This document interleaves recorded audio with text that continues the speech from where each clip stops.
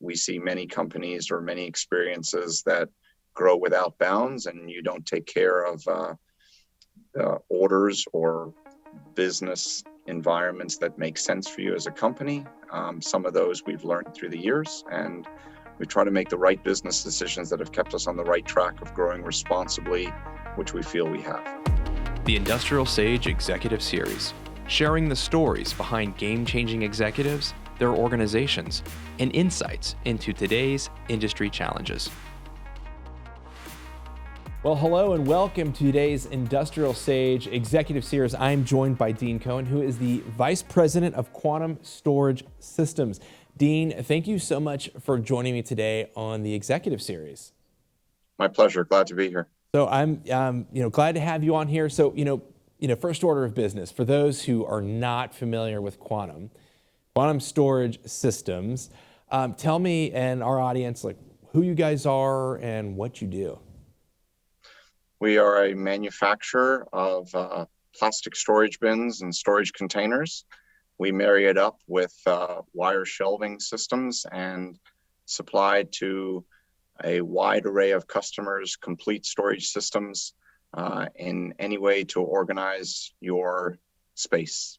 Great. Yeah. So, I imagine you're in a whole host of different industries and niche segments. So, can you give us a little bit of a flavor of that? We're fortunate to cater to a number of different markets. The markets include industrial and material handling, food service, medical, supermarket, food service, electronics, retail. There probably isn't an industry or a sector that probably is not using or organizing with storage bins. Gotcha. So, and you said you're a manufacturer, you're manufacturing there as well. Where are those facilities? Where do you manufacture? We do all of our manufacturing of all of our bins here in Miami.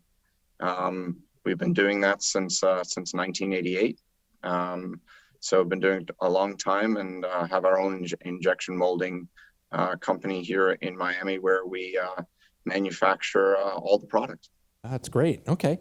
Well, cool. Well, I think we're going to, jump into a little bit more, some challenges and things. I imagine that just like everybody and all the manufacturers, no one's been left untouched relative to COVID. I'm sure there's been some challenges, but also some great opportunities. But before we kind of jump into all that, I'd really like to know more about you. Want to learn a little bit more about Dean, that's very focused on the executives that we have on here. So tell me, kind of how did you get into this space? Take me way back.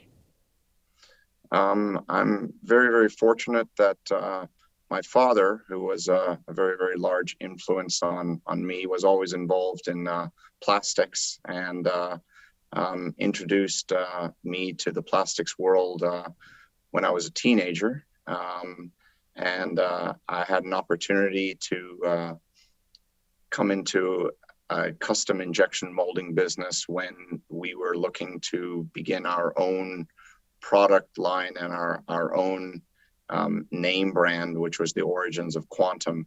And that was my original foray or entree into the business when nobody knew what a Quantum bin was, or nobody had any idea that Quantum even manufactured storage bins. So those were my original beginnings, and very lucky to be where I am today. So is this a family-owned business, or? It is. Okay, all right. It is. And so your father started it, is that what I understand? My father and first cousin. Oh, excellent. Are they still involved in the business? My first cousin is, yes, he is. Okay, excellent. So you got in really, you said you were young, you were a teenager. Was it 16? Is that right? Or? That was my original entree. I came out of college actually having nothing to do in the business world. I was actually a tennis player, and all I wanted to do was play tennis and travel the world playing tennis. So, well, what happened? I reached the point where I decided that was not going to be my final economic or final career move, and I had always been intrigued with the business world, and had always had a lot of interest in pursuing some of those endeavors. So I came in basically in my mid-20s. Been here since then. Wow. That's awesome. I'm sure you've seen just a ton of change. What, I would imagine, and I've heard similar stories, that especially with a, family business, that maybe initially, hey, this isn't what the path that I wanted to go, but then you kind of come in, and then in some cases that there is a moment that there's I don't know if call it a light switch or just a, hey, you know what, I really enjoy this. I didn't think I was going, obviously you said you wanted to go do tennis, right? What did you have that moment? Was there a moment where you're like, this actually, like, I really like this. This is cool. You become fully immersed into it from the start. You're extremely motivated. Coming from a competitive athletic world, I always sort of had the mindset of liking to win and liking to compete, sometimes for better or worse. But it was a very humbling beginning in coming out when nobody knew much about us, and we had a great opportunity and a great space to get our product line and our products out to market. And I loved the challenge. I thought I loved the traveling, I loved the trade shows, I loved meeting people, and those were the origins. And that's what actually I feel made Quantum a different company than most. We competed against companies that were quite a bit larger than us, had been around for a long period of time. A little bit of the old adage of the David and Goliath, if you will.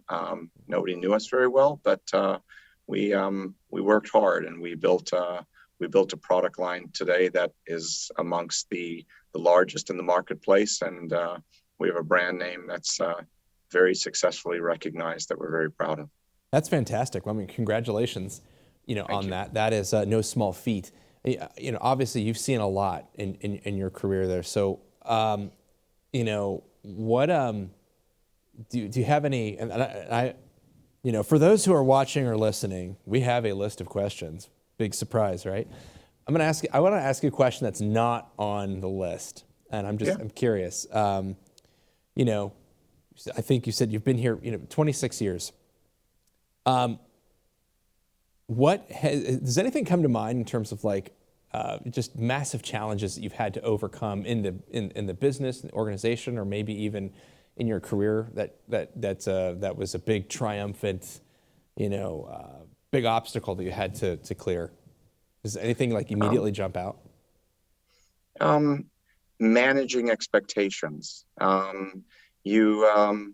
I would imagine in any business environment, you have your ups and downs, and you'd love to always think and feel that you're always going to be successful, and everybody wants to be successful.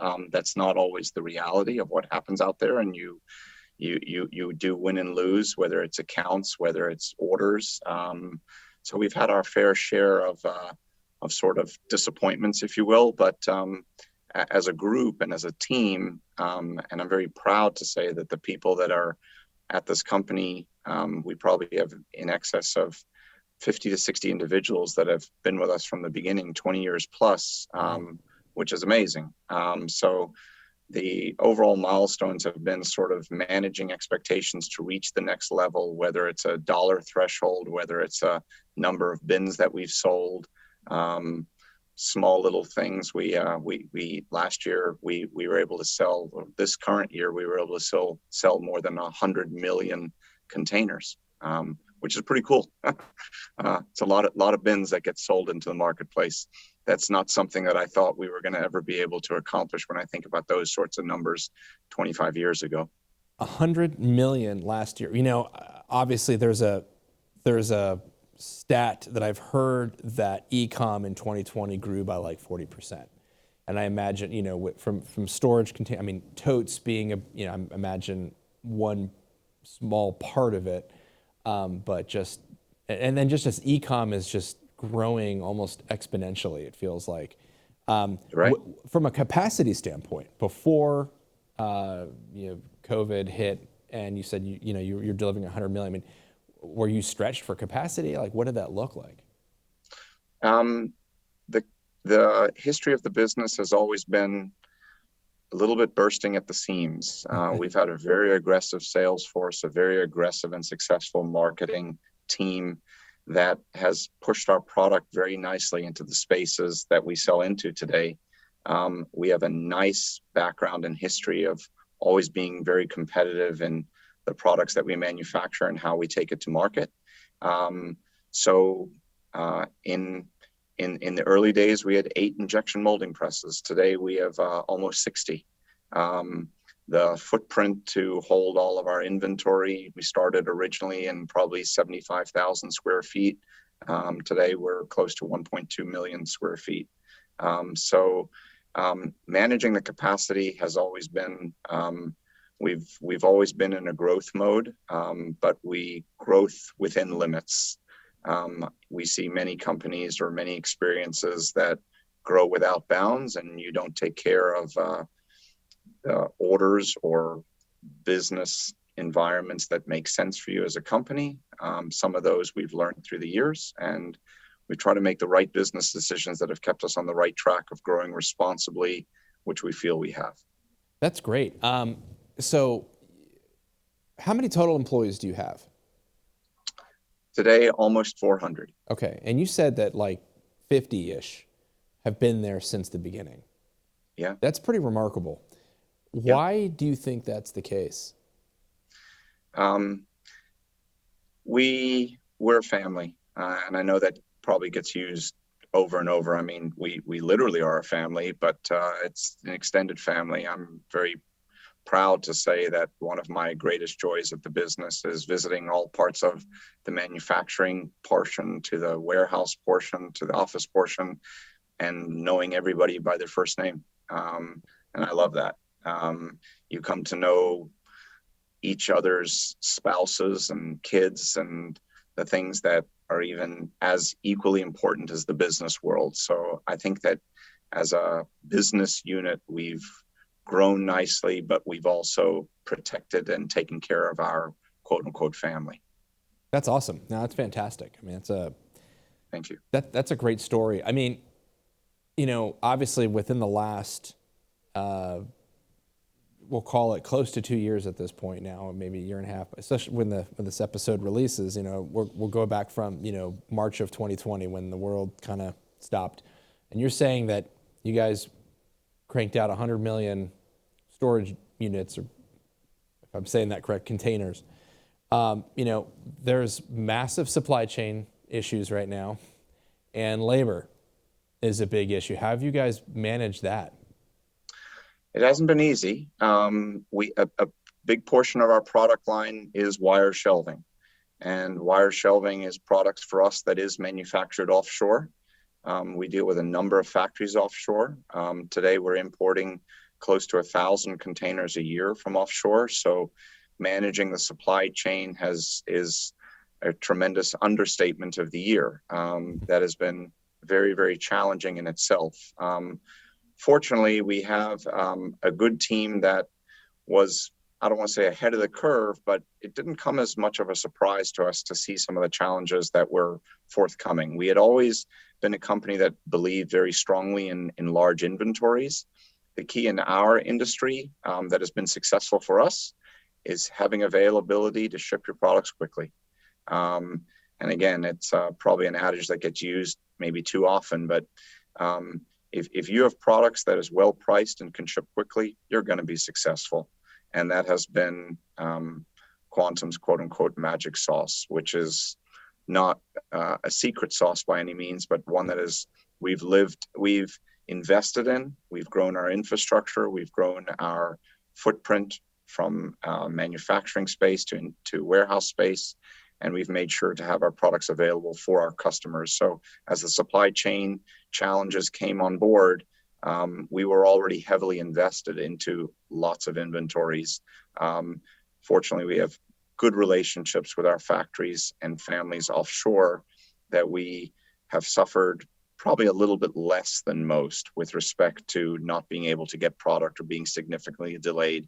And while that is happening, we're not nearly as affected as many in our space. That's great. You know, it's interesting. I posed a question. We were at a show a couple weeks ago, and I was curious about about people's thoughts on specifically lean manufacturing. Have we gone too far, or have we gone too lean? And you mentioned having a lot of inventory on hand. Obviously, if you've got finished goods that are ready to go, there's a obviously a distribution component to that. But I would say it seems a lot of manufacturers have, let's not keep a whole lot of inventory on hand, whether it's raw goods to finished goods. It seems like you were incredibly well positioned to be able to absorb some of that shock from the supply chain. From our whole executive team felt that the key through all of this, as things were going to tighten up, was to always invest heavily into our inventory. We knew it was going to be an impact on cash and an impact on just holding costs. We felt that it would pay significant dividends, which it has. That's fantastic. So we feel it was the right decision. Well, it certainly was.